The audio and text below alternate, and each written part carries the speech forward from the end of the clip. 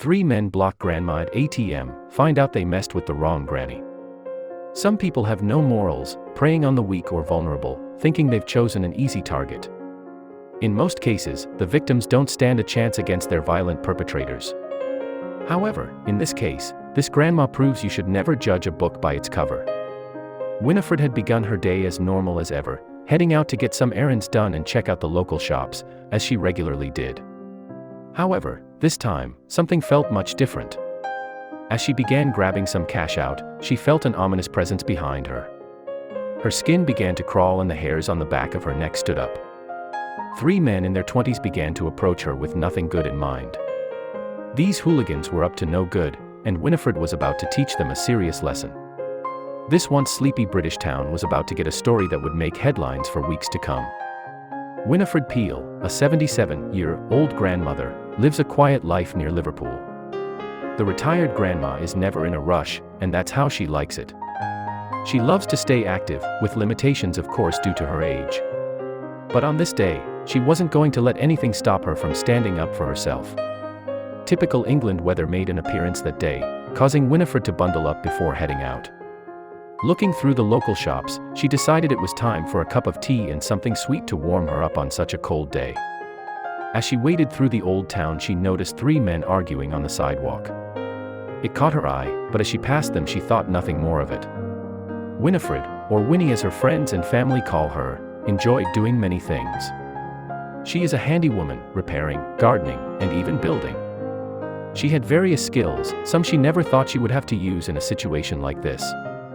It's a good thing she kept herself active and strong because she was about to get the shock of her life that would need some quick thinking and agile movements to get out of. She remembered that her best friend's daughter was about to have a birthday. She wanted to get her something nice, so she headed to a local clothing shop. As she perused the aisles, she found a few nice things that she knew she would love.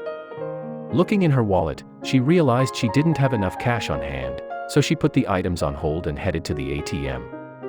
It was here that the 77-year-old found herself surrounded by strange and angry men. Before she knew what was going on, she needed a moment to catch her breath, letting a younger woman go before her.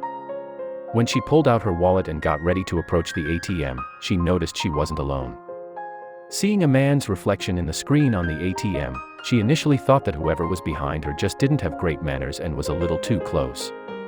She continued with her transaction, putting in her PIN and hitting continue.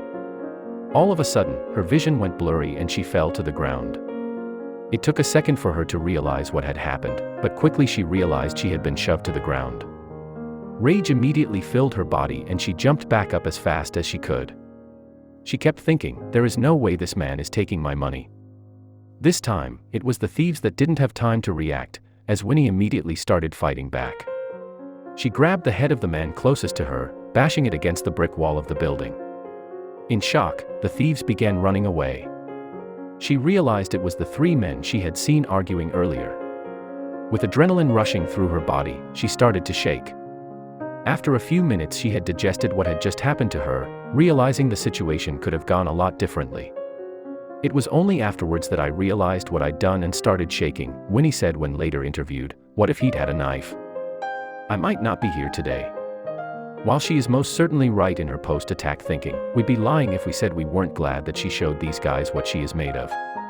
Luckily, she sustained only minor injuries from the attack, and they weren't going to get away with it. At the moment of the incident, people started crowding around Winnie, trying to see if she was okay.